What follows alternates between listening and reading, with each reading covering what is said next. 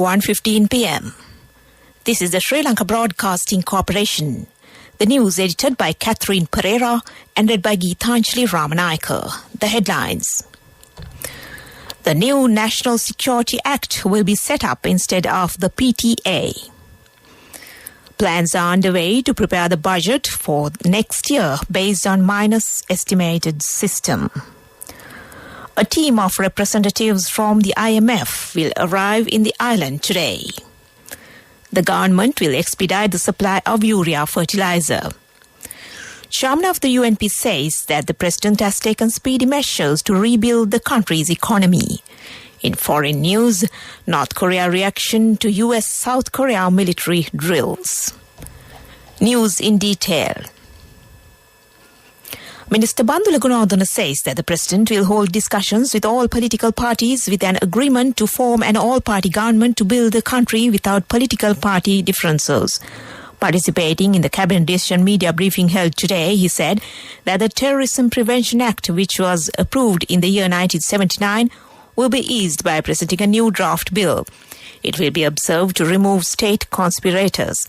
He also stated that 3-member committee has been appointed to look into the damage caused to the private and common properties due to violent activities.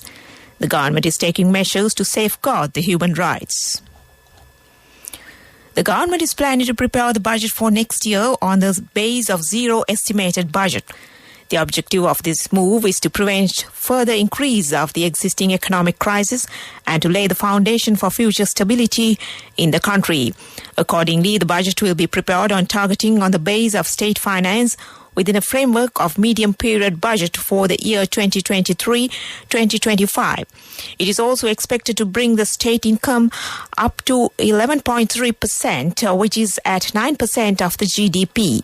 The government is hoping to reduce state expenditure to 18.1%, which is at 18.9%. It is expected to reduce the budget deficit from minus 9.9% to minus 6.8% through the 2023 budget proposal. The cabinet approval has been received for the proposal regarding the preparation of the budget estimate presented by the president. A group of representatives of the IMF is scheduled to arrive in the island today. They will hold discussions with the Sri Lankan authorities tomorrow. Sri Lanka's Central Bank Governor Dr. Nandilal Weerasinghe says the International Monetary Fund's disbursement of the extended fund facility to Sri Lanka can be expected by the end of the year, subject to the success of the debt restructuring with creditors and successful negotiations with the IMF. Speaking on Bloomberg television, the governor also discussed inflation in Sri Lanka, monetary policy and the country's domestic debt. Sri Lanka is expected to obtain $30 billion from the IMF. This news broadcast comes to you from the Sri Lanka Broadcasting Corporation.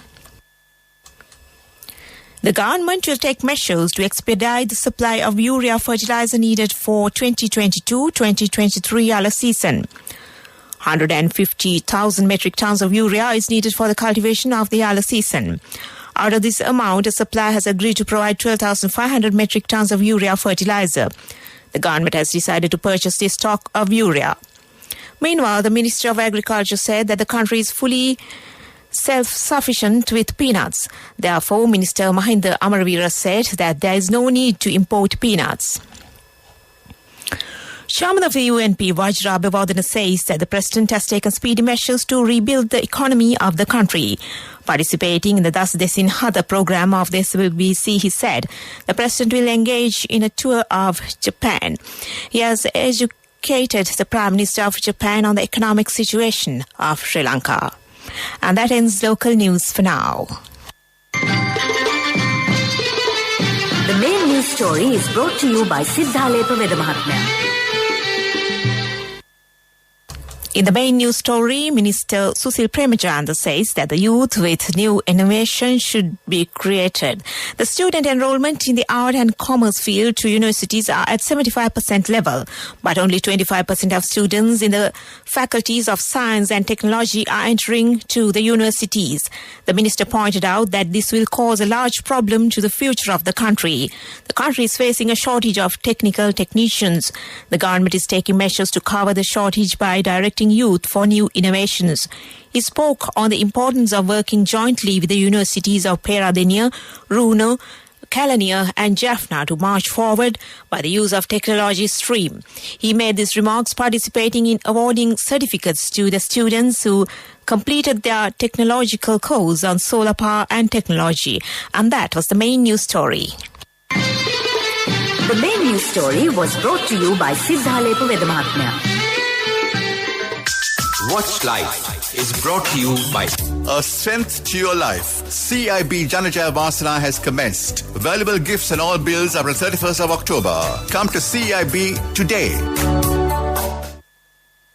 It has been reported that the Akurasa road of the Matra Kamrupitiya is at a severe dilapidated condition.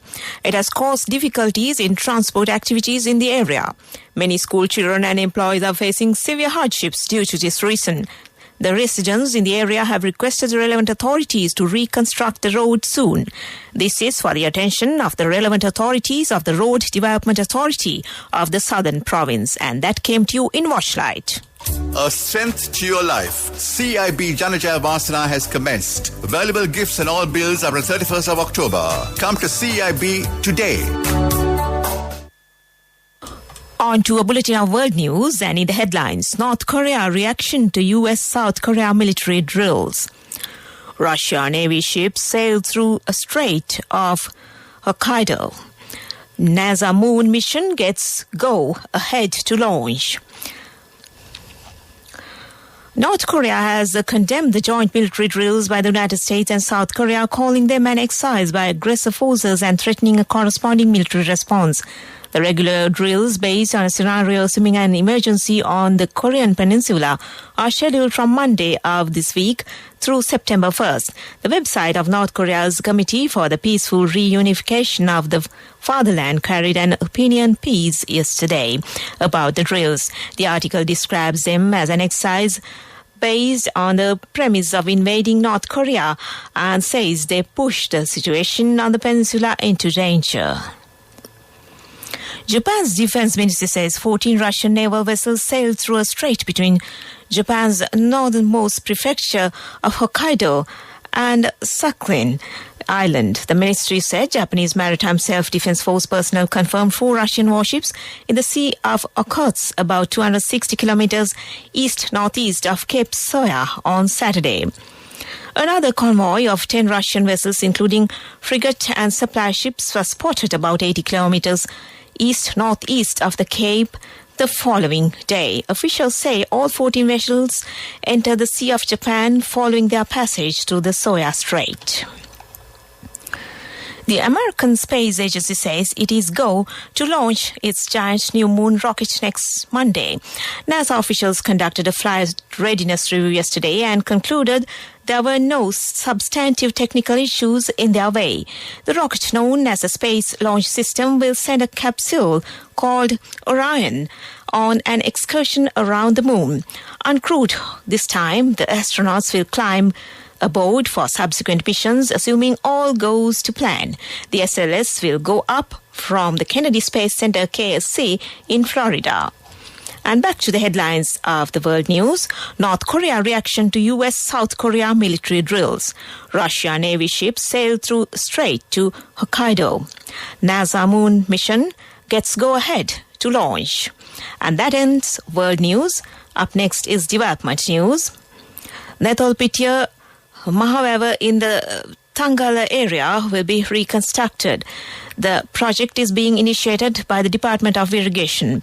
20 million rupees will be spent for the project, and water supply will be provided to the 350 acres of paddy land in the area. And that was development news. Sports news is brought to you by Sampath Bank. We present your future. In sports news, Sri Lanka cricket team will leave for the United Arab Emirates to participate in the Asian Championship Cricket Tournament tomorrow. The tournament will begin on the 27th of this month. India, Pakistan, Sri Lanka, Bangladesh and Afghanistan have qualified for the tournament. Sri Lanka cricket team will face the Afghanistan team on Saturday. The tournament is to be held after 2018. More than 70 million rupees will be provided to the winning team of the tournament. And that was sports news.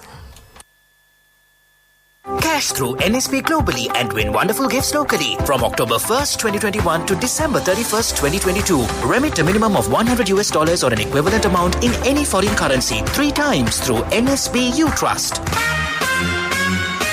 Business News, sponsored by National Savings Bank, the safest place for your money.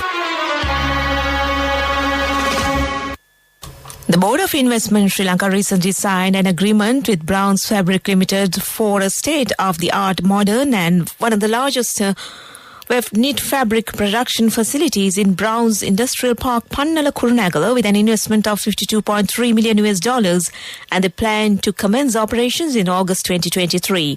Company has taken the initiative to bridge a significant vacuum in supply and demand, flexibility and speed to produce fabric to the export-oriented US dollar earning apparel industry in Sri Lanka. And that was Business News.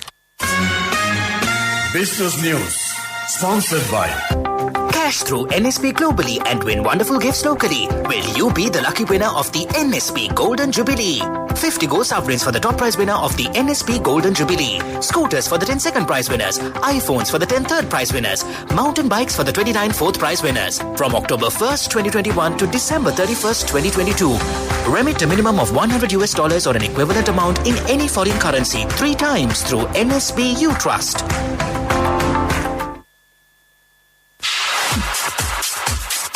Economic news, courtesy of Saving money isn't easy when you have responsibility. That's why we promise to give you the best returns and guarantee on your investment. LOLC Finance Fixed Deposits. Maximize your savings. LOLC Finance PLC, incorporated on the 13th of December 2001, is rated SLA stable by ICRA Lanka Limited and is licensed by the Monetary Board of the Central Bank of Sri Lanka under the Finance Business Act number 42 of 2011.